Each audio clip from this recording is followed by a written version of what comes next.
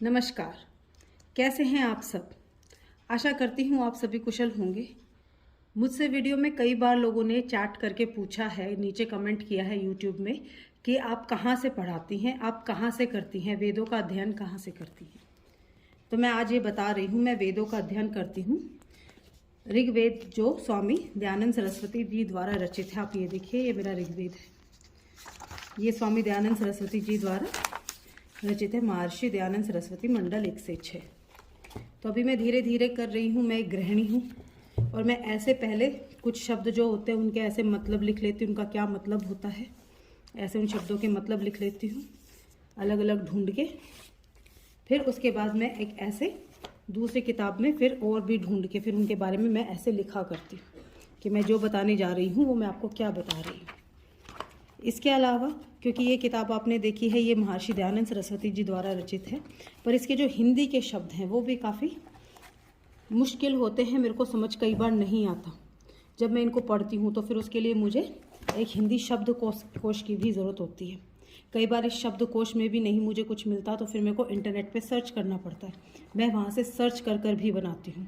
मैं इनकी अच्छी डिटेल्ड, जहाँ पे बहुत डिटेल्ड, बहुत आराम से इनके बारे में लिखा होता है, मंत्रों के बारे में, मैं वहाँ से पढ़ के बताती हूँ, वहाँ से भी देखती हूँ। उसके अलावा मैंने vedrishi.com से ये वेद मंगाए हैं। अभी तो मैंने सिर्फ ऋग्वेद मंगाया है, तो मैं आज आपको दिखाती हूँ।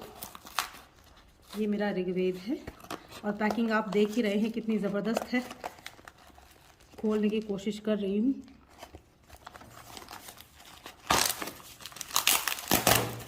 ये देखिए, और ये vedrishi.com से मैंने मंगाए हैं। यहाँ पे आपको ऑथेंटिक मिल जाएंगे। आपको जिसको भी पढ़ने हो वेद या और कोई भी हमारी धर्म ग्रंथ, पुराणे, गीता, रामायण, महाभारत, एस्ट्रोफिज़िक्स, वेदों से रिलेटेड एस्ट्रोलॉजी, जो भी आपको पढ़ना हो वहाँ से यहाँ से मंगवा सकते हैं। ये मेरे आए हैं, अभी मैं आपको खोल के दिखाती हूँ। सबसे लास्ट में मैं आपको इनका प्राइस बताऊँगी। थोड़ा सा मुश्किल हो रहा है मेरे लिए इसको खोलना, क्योंकि बहुत ही अच्छे से उन्होंने पैक करके दिया है ताकि ये ख़राब ना हो। ये देखिए कितना मुश्किल हो रहा है खोलना, बट इनकी पैकिंग बहुत पसंद आई मुझे।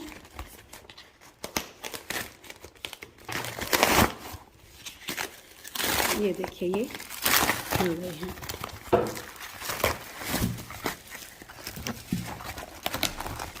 ये मैंने इनसे 4 वेद मंगाए थे। तो महर्षि दयानंद सरस्वती जी द्वारा रचित वेद 4 भागों में है। ये अब ये देखिए, ये मैंने वेद खोल लिए हैं सारे। ये 4 वेद मैंने, ये ऋग्वेद है, इसको 4 भाग हैं ऋग्वेद के। इन पे मंडल अलग अलग लिखा हुआ है, कौन कौन से मंडल हैं। जैसे ये है, मैं आपको दिखाती हूँ। सबसे पहला ये है मंडल 1, मंडल 2, फिर इस पे लिखा हुआ है मंडल 3, 4, 5, 6, फिर इस पे लिखा हुआ है 7, 8, फिर इस पे 9 और 10। तो ये सारे मंडल हैं महर्षि दयानंद सरस्वती जी द्वारा रचित ऋग्वेद के ये मंडल हैं। ये मैंने vedrishi.com से मंगाए हैं।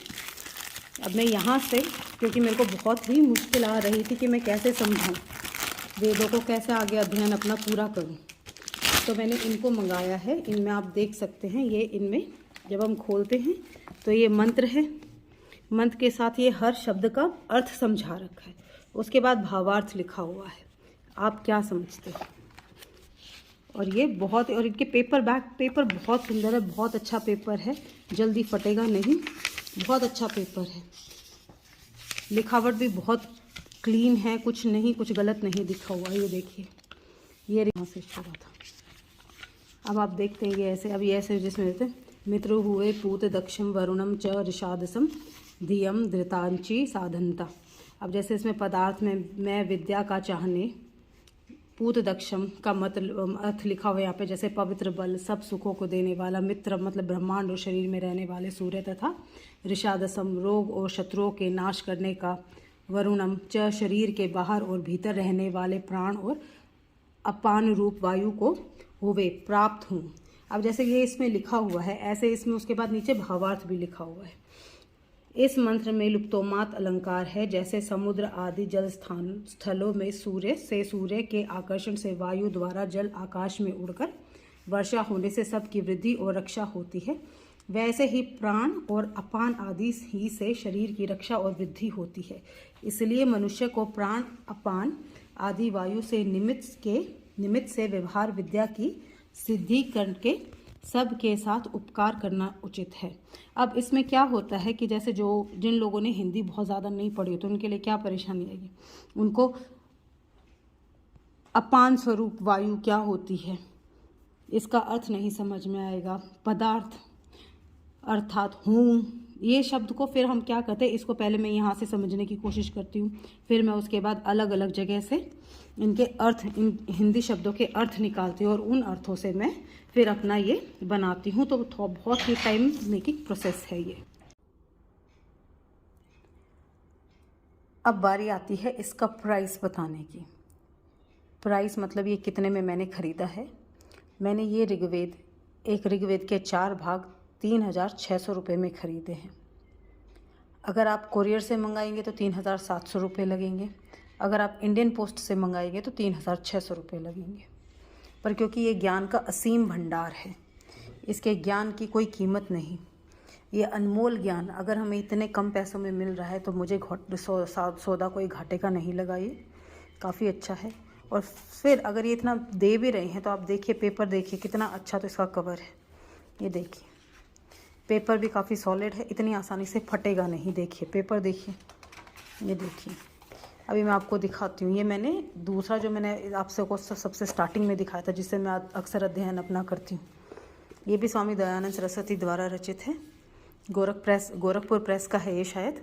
अभी देख लेते हैं किसका है। नहीं, डीपीबी पब्लिकेशंस का, चौक बड़शाहबुल्ला, चावड़ी बाज़ार, पीओ बॉक्स दिल्ली। ये भी दिल्ली से कहीं से आया है प्रिंट होके। तो इसमें आप ये देखेंगे जहाँ का भी है, ये देखिए ये सारा फटा हुआ है, ये बहुत जल्दी ख़राब हो गया है। उसके बाद इसके पेपर्स जो हैं वो भी बहुत ही सॉफ्ट हैं। पंडित जी पुस्तक भंडार से मैंने इसको उड़गांव से ख़रीदा था। ये देखिए, ये ऐसे जगह जगह से आप ये देख सकते होंगे, आपको ये दिख रहा होगा, ये ऐसे अलग हुए जा रहे हैं। इनको मुझे बार बार चिपकाना पड़ रहा है ताकि ये खोए ना, ख़राब ना हो। और पेपर भी बहुत हल्का है, फट सकता है।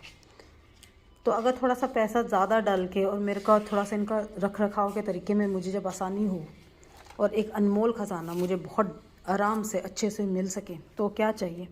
दोनों में लिखाई में भी डिफरेंस मैं आपको दिखा देती हूँ। आप ये देखिए, इसमें ये बस इतना लिखा हुआ है, सीधा भावार्थ लिखा हुआ है, पूरा डिस्क्रिप्शन नहीं है। इसमें आपको हर जगह भावार्थ ही दिखाई देगा। ये देखिए यहाँ पे भी, इस मंत्र में भी भावार्थ है, हर मंत्र का भावार्थ लिखा है, क्योंकि उनको एक बुक में डालना था सारा। बुक काफ़ी मोटी है, आप देखिए। परंतु जब हम इसको खोलते हैं इन वालियों को, तो आप देखिए इसमें पहले शब्दार्थ लिखे हुए हैं, उसके बाद भावार्थ लिखा हुआ है। पहले शब्द बताए हुए हैं, उसके बाद भावार्थ लिखा हुआ है। उसके बाद भी अगर आपको ये सब शब्द समझ में ना आए तो आप शब्दकोश का इस्तेमाल कर सकते हैं, आप इंटरनेट का इस्तेमाल कर सकते हैं। बहुत ही तेज़ चलने वाली दुनिया है ये, हम हर चीज़ का इस्तेमाल कर सकते हैं और अपने ज्ञान में वृद्धि ला सकते हैं। धन्यवाद।